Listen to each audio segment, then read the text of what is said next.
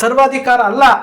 ಸರ್ವಾಧಿಕಾರ ಮಾಡ್ತೀನಿ ಅಂತ ಹೋಗಿರುವಂಥ ವಿನಯ್ ಕುಲಕರ್ಣಿ ಇವತ್ತು ಜೈಲಿನಲ್ಲಿದ್ದಾನೆ, ಜೀವಾವಧಿ ಶಿಕ್ಷೆ ಅನುಭವಿಸ್ತಾ ಇದ್ದಾನೆ. ಏನೆಲ್ಲ ಪ್ಲ್ಯಾನ್ಗಳನ್ನು ಮಾಡಿ ಎಲ್ಲೆಲ್ಲೂ ಹೋಗಿ ನಾನು ಅದು ಪಾತ್ರನೇ ಇಲ್ಲ ಅಂತ ಹೇಳಿದಂಥ ವಿನಯ್ ಕುಲಕರ್ಣಿ ಇವತ್ತು ಜೈಲಲ್ಲಿದ್ದಾನೆ. ಹೆಚ್ಚು ದಿವಸ ಆಗಿಲ್ಲ, 1 ತಿಂಗಳಾಗಿಲ್ಲ ತೀರ್ಪು ಬಂದು. ಇದು ನಾವು ಅರ್ಥ ಮಾಡ್ಕೊಳ್ಬೇಕಾಗುತ್ತೆ. ಸಮುದಾಯ ಅಂತಂದರೆ ಸಮುದಾಯ ಅಷ್ಟೇ. ನಾವು ಸಮುದಾಯವಾದ ವಿಚಾರಗಳನ್ನು ಪ್ರಶ್ನೆ ಮಾಡ್ತಾ ಇದ್ದೀವಿ ಅಷ್ಟೇ. ಸಮುದಾಯದ ಆಸ್ತಿಗಳನ್ನು ರಕ್ಷಣೆ ಮಾಡಿ ಅಂತೀವಿ ಅಷ್ಟೇ. ಸಮುದಾಯದ 1 ರೂಪಾಯಿನನ್ನು ಕಾಪಾಡಿ ಅಂತ ಹೇಳ್ತೀವಿ ಅಷ್ಟೇ.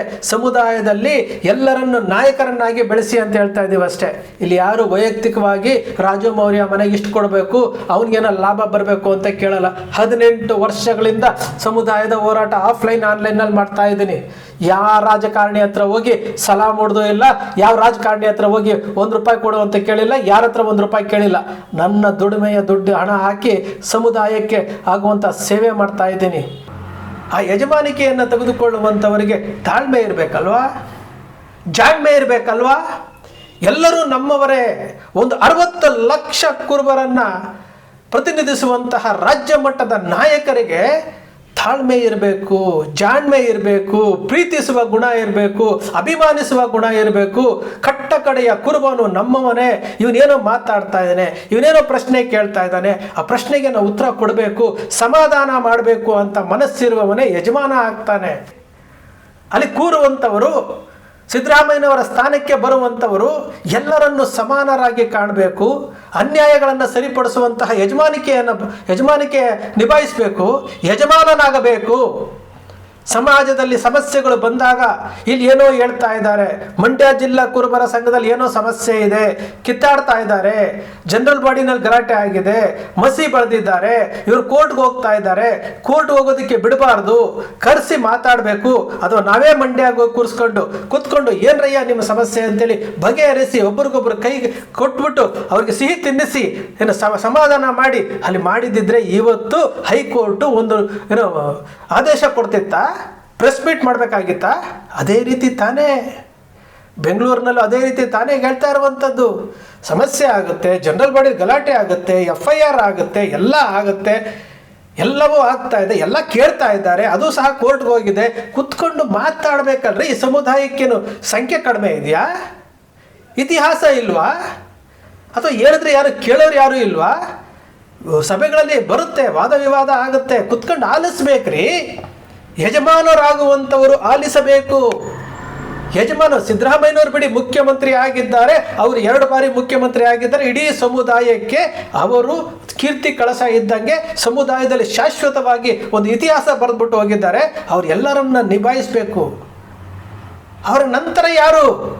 ಕರ್ನಾಟಕದ single largest community Bidar Aurad ತಾಲೂಕಿನ ಕೊಟ್ಟಕಡೆಯ ಗ್ರಾಮದಿಂದ ಚಾಮರಾಜನಗರ ಕೊಳ್ಳೇಗಾಲದ ಗ್ರಾಮದವರೆಗೂ ಹರಡಿಕೊಂಡಿರುವಂತಹ ಸಮುದಾಯದಲ್ಲಿ ನಡೆಯುವಂತಹ ಬೆಳವಣಿಗೆಗಳು, ಕಲಹಗಳು, ಭಿನ್ನಾಭಿಪ್ರಾಯಗಳನ್ನು ಸರಿ ಮಾಡೋದಕ್ಕೆ ನಮ್ಮ ಸಮುದಾಯದಲ್ಲಿ ಯಾರು ನಾಯಕರೇ ಇಲ್ಲ, ಯಾರು ಮುಂದಾಗ್ತಾ ಇಲ್ಲ.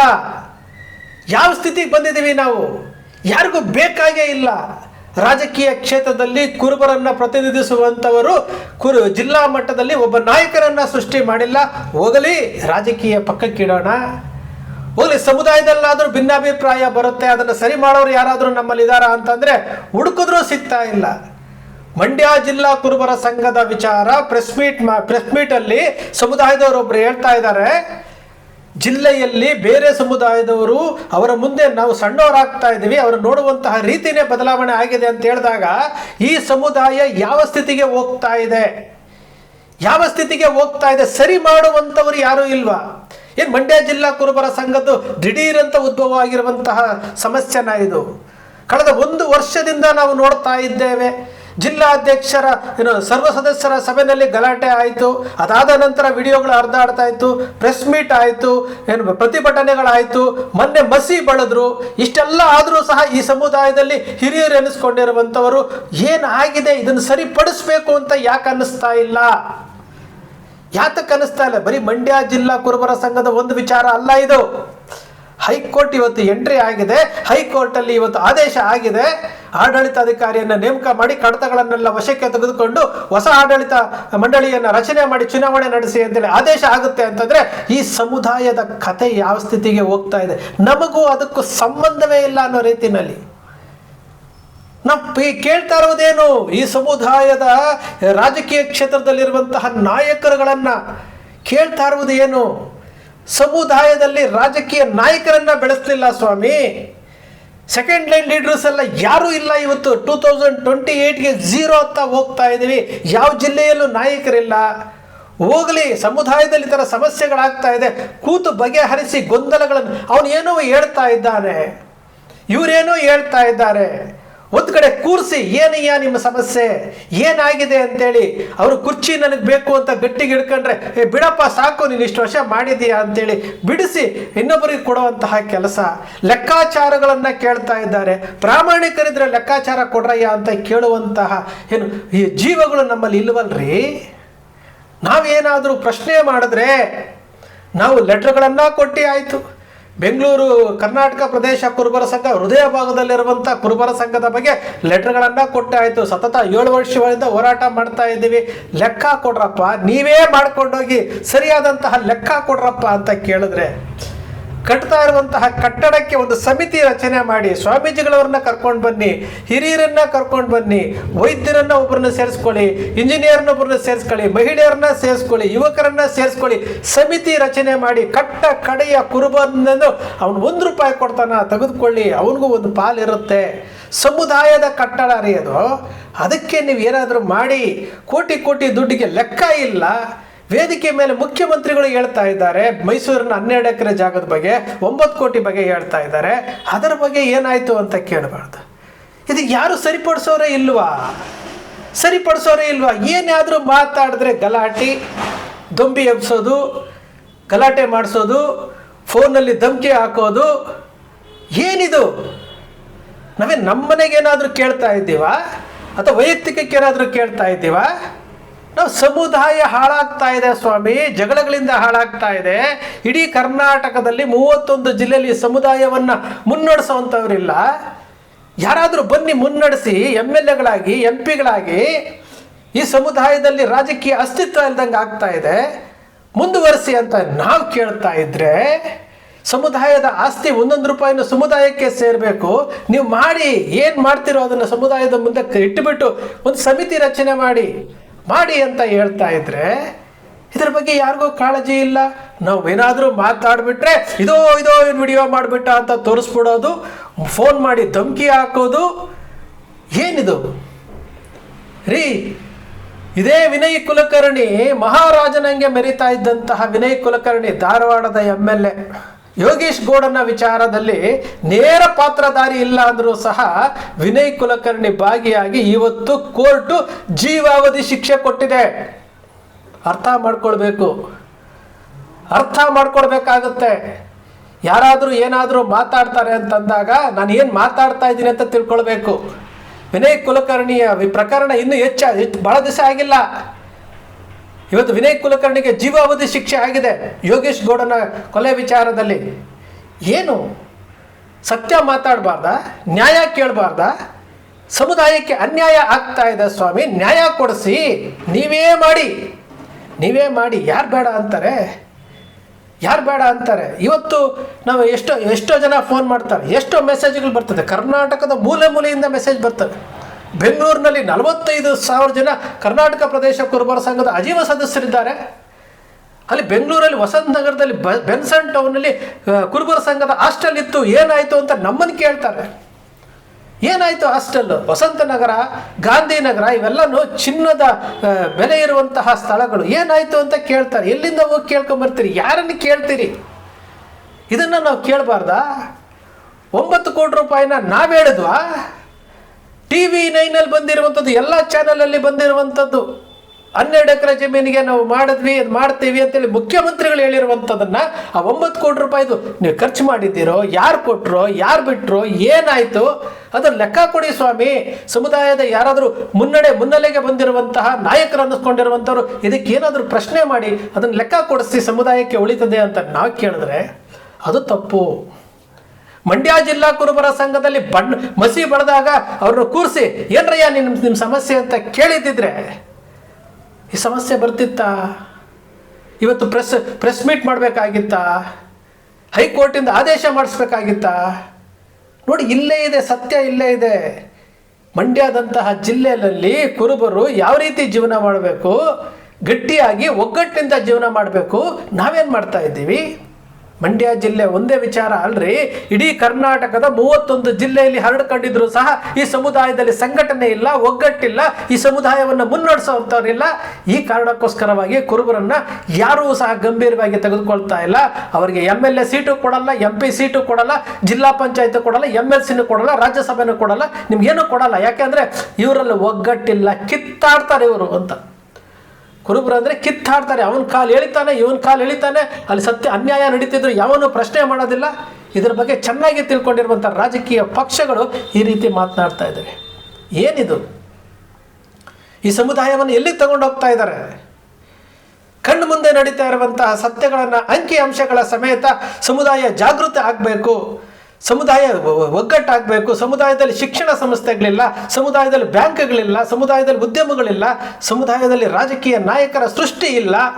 ಮಾಡಿ ಸ್ವಾಮಿ ಅಂತೇಳಿ ಕೇಳಿದ್ರೆ ಅದು ದೊಡ್ಡ ಅಪರಾಧ, ಅದು ದೊಡ್ಡ ತಪ್ಪು. ನಾಳೆ ಏನು ಮಾಡ್ತೀರಿ? ಕುರುಬ ಸಮುದಾಯದ ಸರ್ವೋಚ್ಚ ನಾಯಕರು, ಪ್ರಶ್ನಾತೀತ ನಾಯಕರು ಸಿದ್ದರಾಮಯ್ಯನವರು 2028ಕ್ಕೆ ರಾಜಕೀಯ ಚುನಾವಣಾ ಕ್ಷೇತ್ರದಿಂದ ನಾನು ನಿವೃತ್ತಿ ಹೊಂದ್ತೀನಿ ಅಂತ ಹೇಳಿದಾಗ ಆ ಸ್ಥಾನಕ್ಕೆ ಯಾರಾದರೂ ಬರ್ತಾರಾ ಅಂತ ನಾವು ಹುಡುಕ್ತಾ ಇದ್ದೇವೆ. ಅಲ್ಲಿ ಕೂರುವಂಥವರು, ಸಿದ್ದರಾಮಯ್ಯನವರ ಸ್ಥಾನಕ್ಕೆ ಬರುವಂಥವರು ಎಲ್ಲರನ್ನು ಸಮಾನರಾಗಿ ಕಾಣಬೇಕು, ಅನ್ಯಾಯಗಳನ್ನು ಸರಿಪಡಿಸುವಂತಹ ಯಜಮಾನಿಕೆ ನಿಭಾಯಿಸಬೇಕು, ಯಜಮಾನನಾಗಬೇಕು. ಸಮಾಜದಲ್ಲಿ ಸಮಸ್ಯೆಗಳು ಬಂದಾಗ ಇಲ್ಲಿ ಏನೋ ಹೇಳ್ತಾ ಇದ್ದಾರೆ, ಮಂಡ್ಯ ಜಿಲ್ಲಾ ಕುರುಬರ ಸಂಘದಲ್ಲಿ ಏನೋ ಸಮಸ್ಯೆ ಇದೆ, ಕಿತ್ತಾಡ್ತಾ ಇದ್ದಾರೆ, ಜನರಲ್ ಬಾಡಿನಲ್ಲಿ ಗಲಾಟೆ ಆಗಿದೆ, ಮಸಿ ಬಳೆದಿದ್ದಾರೆ, ಇವರು ಕೋರ್ಟ್ಗೆ ಹೋಗ್ತಾ ಇದ್ದಾರೆ, ಕೋರ್ಟ್ ಹೋಗೋದಕ್ಕೆ ಬಿಡಬಾರ್ದು, ಕರೆಸಿ ಮಾತಾಡಬೇಕು. ಅಥವಾ ನಾವೇ ಮಂಡ್ಯಗೆ ಹೋಗಿ ಕೂತ್ಕೊಂಡು ಏನ್ರಯ್ಯ ನಿಮ್ಮ ಸಮಸ್ಯೆ ಅಂತೇಳಿ ಬಗೆಹರಿಸಿ ಒಬ್ರಿಗೊಬ್ರು ಕೈ ಕೊಟ್ಬಿಟ್ಟು ಅವ್ರಿಗೆ ಸಿಹಿ ತಿನ್ನಿಸಿ ಸಮಾಧಾನ ಮಾಡಿ ಅಲ್ಲಿ ಮಾಡಿದ್ದಿದ್ರೆ ಇವತ್ತು ಹೈಕೋರ್ಟು ಒಂದು ಆದೇಶ ಕೊಡ್ತಿತ್ತಾ? Press meet ಮಾಡಬೇಕಾಗಿತ್ತಾ? ಅದೇ ರೀತಿ ತಾನೇ ಬೆಂಗಳೂರಿನಲ್ಲೂ ಅದೇ ರೀತಿ ತಾನೇ ಹೇಳ್ತಾ ಇರುವಂಥದ್ದು. ಸಮಸ್ಯೆ ಆಗುತ್ತೆ, ಜನರಲ್ ಬಾಡಿ ಗಲಾಟೆ ಆಗುತ್ತೆ, FIR ಆಗುತ್ತೆ, ಎಲ್ಲ ಆಗುತ್ತೆ, ಎಲ್ಲವೂ ಆಗ್ತಾ ಇದೆ, ಎಲ್ಲ ಕೇಳ್ತಾ ಇದ್ದಾರೆ, ಅದು ಸಹ ಕೋರ್ಟ್ಗೆ ಹೋಗಿದೆ. ಕುತ್ಕೊಂಡು ಮಾತಾಡಬೇಕಲ್ರಿ. ಈ ಸಮುದಾಯಕ್ಕೇನು ಸಂಖ್ಯೆ ಕಡಿಮೆ ಇದೆಯಾ? ಇತಿಹಾಸ ಇಲ್ವಾ? ಅಥವಾ ಹೇಳಿದ್ರೆ ಯಾರು ಕೇಳೋರು ಯಾರು ಇಲ್ವಾ? ಸಭೆಗಳಲ್ಲಿ ಬರುತ್ತೆ, ವಾದ ವಿವಾದ ಆಗುತ್ತೆ, ಕುತ್ಕೊಂಡು ಆಲಿಸ್ಬೇಕ್ರಿ. ಯಜಮಾನರಾಗುವಂಥವರು ಆಲಿಸಬೇಕು. ಸಿದ್ದರಾಮಯ್ಯನವರು ಬಿಡಿ ಮುಖ್ಯಮಂತ್ರಿ ಆಗಿದ್ದಾರೆ, ಅವರು 2 ಬಾರಿ ಮುಖ್ಯಮಂತ್ರಿ ಆಗಿದ್ದಾರೆ. ಇಡೀ ಸಮುದಾಯಕ್ಕೆ ಅವರು ಕೀರ್ತಿ ಕಳಶ ಇದ್ದಂಗೆ ಸಮುದಾಯದಲ್ಲಿ ಶಾಶ್ವತವಾಗಿ ಒಂದು ಇತಿಹಾಸ ಬರೆದ್ಬಿಟ್ಟು ಹೋಗಿದ್ದಾರೆ. ಅವರೆಲ್ಲರನ್ನ ನಿಭಾಯಿಸಬೇಕು. ಅವರ ನಂತರ ಯಾರು ಆ ಯಜಮಾನಿಕೆಯನ್ನು ತೆಗೆದುಕೊಳ್ಳುವಂಥವರಿಗೆ ತಾಳ್ಮೆ ಇರಬೇಕಲ್ವಾ, ಜಾಣ್ಮೆ ಇರಬೇಕಲ್ವಾ? ಎಲ್ಲರೂ ನಮ್ಮವರೇ. ಒಂದು 60 ಲಕ್ಷ ಕುರುಬರನ್ನ ಪ್ರತಿನಿಧಿಸುವಂತಹ ರಾಜ್ಯ ಮಟ್ಟದ ನಾಯಕರಿಗೆ ತಾಳ್ಮೆ ಇರಬೇಕು, ಜಾಣ್ಮೆ ಇರಬೇಕು, ಪ್ರೀತಿಸುವ ಗುಣ ಇರಬೇಕು, ಅಭಿಮಾನಿಸುವ ಗುಣ ಇರಬೇಕು. ಕಟ್ಟ ಕಡೆಯ ಕುರುಬನು ನಮ್ಮವನೇ, ಇವನೇನೋ ಮಾತಾಡ್ತಾ ಇದ್ದಾನೆ, ಇವನೇನೋ ಪ್ರಶ್ನೆ ಕೇಳ್ತಾ ಇದ್ದಾನೆ, ಆ ಪ್ರಶ್ನೆಗೆ ನಾವು ಉತ್ತರ ಕೊಡಬೇಕು, ಸಮಾಧಾನ ಮಾಡಬೇಕು ಅಂತ ಮನಸ್ಸಿರುವವನೇ ಯಜಮಾನ ಆಗ್ತಾನೆ. ಈ ರಾಜ್ಯದಲ್ಲಿ ಕುರುಬ ಸಮುದಾಯದ ಒಬ್ಬ ವ್ಯಕ್ತಿ ಮತ್ತೊಮ್ಮೆ ಮುಖ್ಯಮಂತ್ರಿ ಆಗ್ತಾರೋ ಇಲ್ವೋ ಗೊತ್ತಿಲ್ಲ. ಯಾಕಂದ್ರೆ ಯಾರೂ ಕಾಣ್ತಾ ಇಲ್ಲ. ಇರುವಂಥವರು ಏನಾದರೂ ಮುಖ್ಯಮಂತ್ರಿ ಆಗ್ತಾರಾ ಅಂತಂದರೆ ಅದೂ ಸಹ ಸರಿಯಾಗಿ ನಮಗೆ ಗೋಚರ ಆಗ್ತಾ ಇಲ್ಲ. ಸರಿಪಡಿಸ್ಬೇಕ್ರಿ. ನೋವಾಗುತ್ತೆ. ಅಲ್ಲಿ ಜಿಲ್ಲಾ ಕುರುಬರ ಸಂಘದ ಕುರ್ಚಿ ಕುರ್ಚಿ ಕುರ್ಚಿ ಕುರ್ಚಿ ಅಂತೀರಲ್ಲ, DRಗೆ ಏನು ತಪ್ಪು ಲೆಕ್ಕ ಕೊಟ್ಟಿದ್ದಾರೆ ಅಂತ ಹೇಳ್ತಾರಲ್ಲ, ಏನು ಅಷ್ಟೊಂದು ಆ ಕುರ್ಚಿನಲ್ಲಿ ಏನಿದೆ? ನಿಮಗೆ ಬಿಟ್ಕೊಡ್ಬೋದಾಗಿತ್ತಲ್ಲ, ಪ್ರೀತಿಯಿಂದ ಮಾತಾಡ್ಬೋದಾಗಿತ್ತಲ್ಲ. ಕೂಡಿ ಕಟ್ಟಬೇಕು ಕಣ್ರಿ. ನಾವು ಕಟ್ಟುವಂತಹ ಕೆಲಸ ಮಾಡಿ. ಮಂಡ್ಯ ಜಿಲ್ಲಾ ಕುರುಬರ ಸಂಘದ ಪ್ರಕರಣ ಇವತ್ತು ಎಲ್ಲರಿಗೂ ಒಂದು ಪಾಠ ಆಗಬೇಕು. ಕರ್ನಾಟಕ ಪ್ರದೇಶ ಕುರುಬರ ಸಂಘದ ಇದು ಒಂದು ಪಾಠ ಆಗಬೇಕು. ಇಲ್ಲಿ ಯಾರು ಶತ್ರುಗಳಲ್ಲ ರೀ, ನಾವೆಲ್ಲ ಒಂದೇ, ನಾವೆಲ್ಲರೂ ಸಹ ಅಣ್ಣ ತಮ್ಮಂದಿರು. ಇಲ್ಲಿ ಏನು ಧಮಕಿ ಹಾಕೋದು, ಎಚ್ಚರಿಕೆ ಕೊಡುವಂಥದ್ದು ಯಾವುದು? ಇದು ಪ್ರಜಾಪ್ರಭುತ್ವ ರೀ. ಯಾರೂ ಸಹ ಸೃಷ್ಟಿ ಮಾಡೋದಿಲ್ಲ, ಸರ್ವಾಧಿಕಾರ ಅಲ್ಲ. ಸರ್ವಾಧಿಕಾರ ಮಾಡ್ತೀನಿ ಅಂತ ಹೋಗಿರುವಂಥ ವಿನಯ್ ಕುಲಕರ್ಣಿ ಇವತ್ತು ಜೈಲಿನಲ್ಲಿದ್ದಾನೆ, ಜೀವಾವಧಿ ಶಿಕ್ಷೆ ಅನುಭವಿಸ್ತಾ ಇದ್ದಾನೆ. ಏನೆಲ್ಲ ಪ್ಲ್ಯಾನ್ಗಳನ್ನು ಮಾಡಿ ಎಲ್ಲೆಲ್ಲೂ ಹೋಗಿ ನಾನು ಅದು ಪಾತ್ರನೇ ಇಲ್ಲ ಅಂತ ಹೇಳಿದಂಥ ವಿನಯ್ ಕುಲಕರ್ಣಿ ಇವತ್ತು ಜೈಲಲ್ಲಿದ್ದಾನೆ. ಹೆಚ್ಚು ದಿವಸ ಆಗಿಲ್ಲ, 1 ತಿಂಗಳಾಗಿಲ್ಲ ತೀರ್ಪು ಬಂದು. ಇದು ನಾವು ಅರ್ಥ ಮಾಡ್ಕೊಳ್ಬೇಕಾಗುತ್ತೆ. ಸಮುದಾಯ ಅಂತಂದರೆ ಸಮುದಾಯ ಅಷ್ಟೇ. ನಾವು ಸಮುದಾಯವಾದ ವಿಚಾರಗಳನ್ನು ಪ್ರಶ್ನೆ ಮಾಡ್ತಾ ಇದ್ದೀವಿ ಅಷ್ಟೇ. ಸಮುದಾಯದ ಆಸ್ತಿಗಳನ್ನು ರಕ್ಷಣೆ ಮಾಡಿ ಅಂತೀವಿ ಅಷ್ಟೇ. ಸಮುದಾಯದ 1 ರೂಪಾಯಿನನ್ನು ಕಾಪಾಡಿ ಅಂತ ಹೇಳ್ತೀವಿ ಅಷ್ಟೇ. ಸಮುದಾಯದಲ್ಲಿ ಎಲ್ಲರನ್ನು ನಾಯಕರನ್ನಾಗಿ ಬೆಳೆಸಿ ಅಂತ ಹೇಳ್ತಾ ಇದ್ದೀವಿ ಅಷ್ಟೇ. ಇಲ್ಲಿ ಯಾರು ವೈಯಕ್ತಿಕವಾಗಿ ರಾಜು ಮೌರ್ಯ ಮನೆಗೆ ಇಷ್ಟು ಕೊಡಬೇಕು, ಅವನಿಗೇನೋ ಲಾಭ ಬರಬೇಕು ಅಂತ ಕೇಳಲ್ಲ. 18 ವರ್ಷಗಳಿಂದ ಸಮುದಾಯದ ಹೋರಾಟ ಆಫ್ಲೈನ್ ಆನ್ಲೈನಲ್ಲಿ ಮಾಡ್ತಾ ಇದ್ದೀನಿ. ಯಾವ ರಾಜಕಾರಣಿ ಹತ್ರ ಹೋಗಿ ಸಲಾ ಹೊಡೆದು ಇಲ್ಲ, ಯಾವ ರಾಜಕಾರಣಿ ಹತ್ರ ಹೋಗಿ 1 ರೂಪಾಯಿ ಕೊಡು ಅಂತ ಕೇಳಿಲ್ಲ, ಯಾರ ಹತ್ರ 1 ರೂಪಾಯಿ ಕೇಳಿಲ್ಲ. ನನ್ನ ದುಡಿಮೆಯ ಹಣ ಹಾಕಿ ಸಮುದಾಯಕ್ಕೆ ಆಗುವಂಥ ಸೇವೆ ಮಾಡ್ತಾ ಇದ್ದೀನಿ. ನಾನು ಶ್ರೀಮಂತ ಅಲ್ಲದೆ ಇರ್ಬೋದು, ಆದರೆ ಸ್ವಾಭಿಮಾನವನ್ನು ಬಿಟ್ಟಿಲ್ಲ. ಬಂಧುಗಳೇ, ಬೇಸರ ಆಗುತ್ತೆ. ಮಂಡ್ಯ ಜಿಲ್ಲಾ ಕುರುಬರ ಸಂಘದಲ್ಲಿ ನಡೆದಿರುವಂತಹ ಏನು ಈ ಘಟನೆಗಳಿದಾವಲ್ಲ, ಅದು ಮರುಕಳಿಸಬಾರದು. ಸಮುದಾಯದಲ್ಲಿ ಸರಿ ಮಾಡುವಂತಹ ಒಂದಷ್ಟು ಒಳ್ಳೆ ಮನಸ್ಸುಗಳು ಸೃಷ್ಟಿ ಆಗಬೇಕು, ಯಜಮಾನರು ಸೃಷ್ಟಿ ಆಗಬೇಕು. ರಾಜಕೀಯ ಕ್ಷೇತ್ರದಲ್ಲಿ ಸಿದ್ದರಾಮಯ್ಯನವರ ಸ್ಥಾನಕ್ಕೆ ಮತ್ತೊಬ್ಬ ಯಜಮಾನ ಬೇಕಾಗಿದೆ. ಆ ಯಜಮಾನನ ತಲಾಶೆಯಲ್ಲಿ ಯಜಮಾನಿಕೆ ವಹಿಸಿಕೊಳ್ಳುವವರಿಗೆ ತಾಳ್ಮೆ ಜಾಳ್ಮೆ ಇರಬೇಕ್ರಿ, ಅಭಿಮಾನ ಇರಬೇಕು, ಪ್ರೀತಿ ಇರಬೇಕು. ನಿಮ್ಮ ಕನಕ ಟಿವಿ ಇದನ್ನೇ ಆಶಿಸುತ್ತೆ. ಕನಕ ಟಿವಿ ಸೃಷ್ಟಿ ಮಾಡೋದಿಲ್ಲ, ಕಲ್ಪನೆ ಮಾಡೋದಿಲ್ಲ, ವಾಸ್ತವದ ವಿಚಾರವನ್ನು ವಿಶ್ಲೇಷಣೆ ಮಾಡುತ್ತೆ. ಕನಕ ಟಿವಿಯ ವಿಶ್ಲೇಷಣೆ ನಿಮ್ಗೆ ಇಷ್ಟ ಆಯಿತು ಅಂದರೆ ಸಬ್ಸ್ಕ್ರೈಬ್ ಆಗಲಿಲ್ಲ ಅಂದರೆ ಸಬ್ಸ್ಕ್ರೈಬ್ ಮಾಡ್ಕೊಳ್ಳಿ. ಪಕ್ಕದಲ್ಲಿ ಕಾಣುವಂಥ ಬೆಲ್ ಐಕಾನ್ ಪ್ರೆಸ್ ಮಾಡಿ, ಶೇರ್ ಮಾಡಿ, ಪ್ರೋತ್ಸಾಹ ನೀಡಿ.